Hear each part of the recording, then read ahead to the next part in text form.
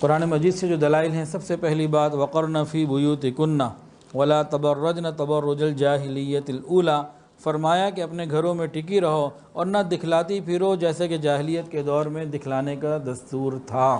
اس آیت میں عورتوں کو حکم دیا ہے کہ وہ عمومی طور پر اپنے گھروں میں ہی رہیں اور اپنے گھر کی چار دیواری میں اپنے فرائض منصبی کو پورا کریں۔ شریعت نے عورت کے ذمے کو ایسا کام نہیں لگایا کہ اس کو روز اور ہر وقت گھر سے باہر جانا پڑے۔ وقتی ضرورت اور معذوری وہ ایک الگ بات ہے۔ عورت جس قدر اپنے گھر میں رہے گی اتنا اللہ کا قرب پائے گی۔ حدیث کے اندر آتا ہے کہ عورت اپنے رب کے سب سے زیادہ اس وقت قریب ہوتی ہے جب وہ اپنے گھر کے درمیان چھپی ہوئی ہوتی ہے۔ طبرانی شریف کی روایت ہے، نبی علیہ السلام نے فرمایا کہ عورت صرف شرعی ضرورت پیش آنے کی وجہ سے گھر سے باہر نکلے، لہٰذا کوئی سخت ضرورت ہو تو عورت گھر سے باہر نکلے، وہ گھر میں ہی رہے۔ عربی کا مقولہ ہے، عورت کہیں محفوظ نہیں ہوتی سوائے اپنے گھر کے۔ ازواج مطہرات گھر کی چار دیواری میں رہتی تھیں۔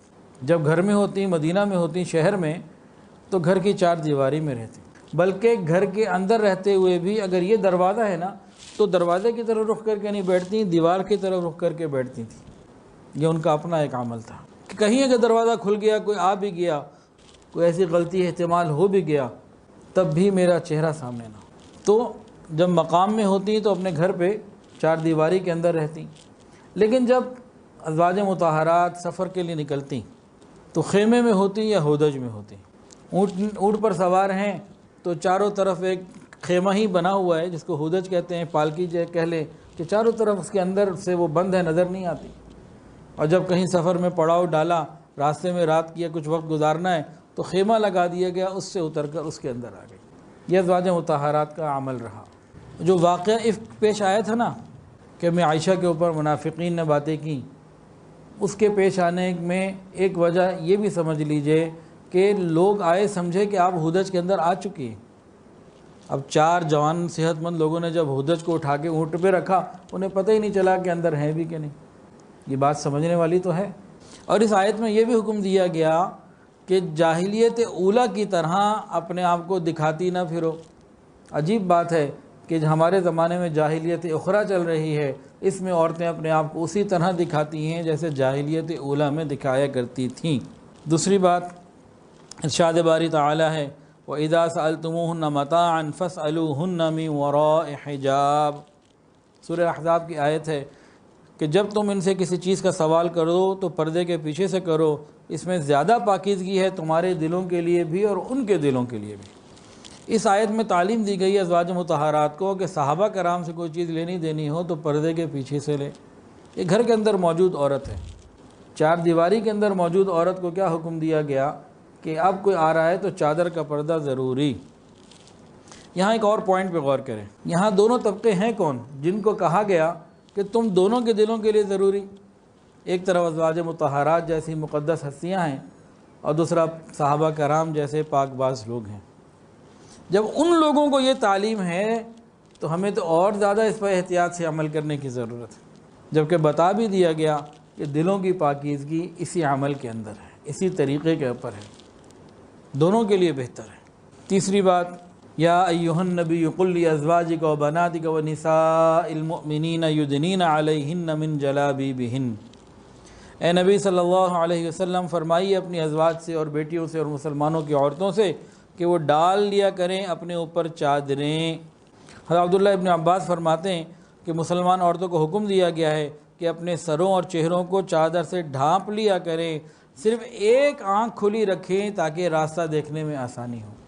ویسے تو عورت گھر پہ رہے، باہر نکلنے کی ضرورت ہے، تو بہترین تقوی اور احتیاط کیا ہے کہ دو آنکھیں بھی نہ کھلی ہوں، صرف ایک آنکھ کھلی ہو۔ اور آج سے جب پاکستان بنا تھا اس وقت شٹل کاک جو برقع ہوتا تھا وہ اسی انداز کا ہوتا تھا، لیکن آج کا جو برقع ہے کالے رنگ کا سادہ، جس میں کوئی ڈیزائننگ نہیں ہے، سادہ برقع اور دو آنکھیں اگر کھلی ہیں تو اس کی بھی گنجائش ہے۔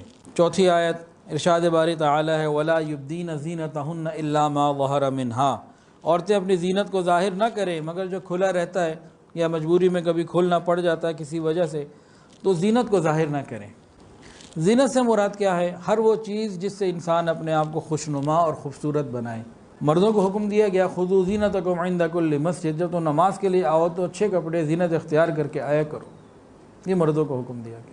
حضرت عبداللہ ابن مسعود کے تو نزدیک یہ کپڑے اور بناؤ سنگھار کی چیزیں بھی زینت میں داخل ہیں، یہ بھی چھپانی ہیں، صحابی اور رسول ہیں۔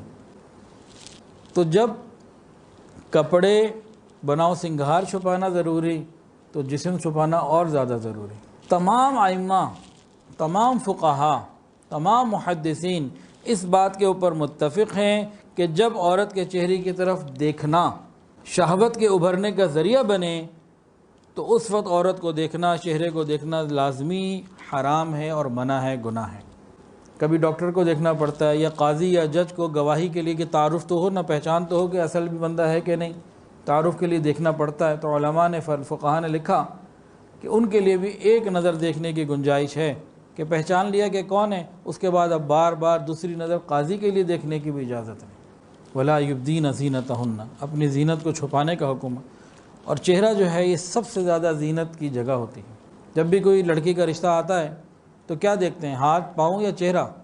کہ سب سے زیادہ زینت چہرے میں ہوتی ہے۔ اور ارشاد باری تعالی والقواعد من النساء اللاتي لا يرجون نکاحا، ان عورتوں کے بارے میں جو بہت بوڑھی ہو چکی ہیں، جن کا چہرہ اب چھوارا بن چکا ہے۔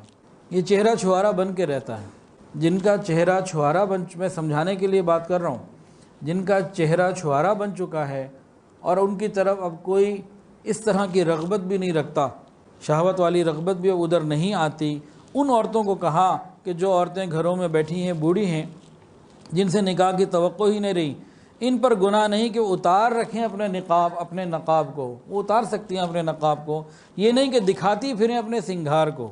اور اگر یہ اس سے بھی بچیں، یعنی ایسی بوڑھی عورتیں جن سے نکاح کی اب کوئی امید نہ رہی، چہرہ چھوارا بن چکا، یہ بھی اگر احتیاط کریں اور پردے میں ہی رہیں، یہ بھی چہرہ ڈھانپ کے رکھیں تو ان کے لیے زیادہ بہتر ہے۔ جب شریعت بوڑھی عورتوں کو، جن کا چہرہ چھوارا بن چکا، نکاح کی رغبت ختم ہو گئی، ان کے بارے میں یہ احکامات دے رہی ہے تو جوان عورتوں کے بارے میں شریعت کیا کہہ رہی ہوگی، اس کا مزاج کیا ہوگا؟ انسان خود سوچے اور سمجھے اور اپنی عقل کو استعمال کرے کہ جب بوڑھی عورتوں کے لیے اتنی احتیاط تو جوانوں کے لیے کتنی احتیاط ہو۔ مثل مشہور ہے، گھر گری پڑی چیز کا کوئی نہ کوئی اٹھانے والا ہوتا ہے۔ 6 آیت سن لیجئے، ارشاد باری تعالی ہے، المال والبنون زینت الحیات الدنیا، مال اور بیٹے دنیاوی زندگی کی زینت ہے۔ یہاں زینت میں 2 چیزوں کا ذکر ہوا، ایک مال کا اور ایک بیٹے کا۔ بیٹی کا نہیں ہوا۔ بیٹی کا کیوں نہیں ہوا؟ کہ بیٹی دکھانے کی نہیں، چھپانے کی چیز ہے۔ بیٹی دکھانے کی نہیں، چھپانے کی چیز ہے، وہ نمائش کی چیز نہیں ہے، وہ چھپانے کی چیز ہے۔ لہذا مسلمان عورت پردے کا خوب اہتمام کرے۔